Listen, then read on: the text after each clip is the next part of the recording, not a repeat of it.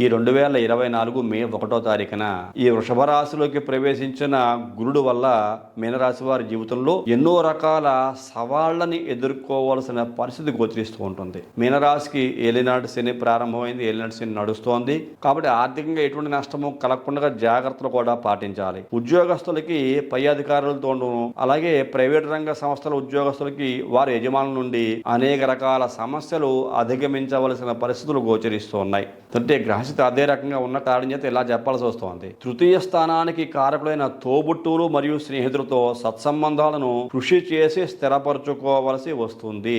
ఆరోగ్య విషయాలలో మాత్రం చాలా కేర్ఫుల్ గా ఉండాలి. ఆధ్యాత్మిక పరమైన విషయాలలో మీ వంతు సహాయాన్ని అందిస్తారు. దాన ధర్మాలు చేసేటటువంటి అవకాశం మీకు వస్తుంది. తీర్థయాత్రలకు వెళదాము, దూర ప్రాంతాల్లో ఉండేటువంటి గుళ్ళు గోపురాలు చూసి వద్దాము అనేటువంటి ప్రయత్నం చేస్తారు. వివాహాలు జరుగుతాయి. సత్సంతాన భాగ్యం కూడా పొందే అవకాశం కలుగుతుంది.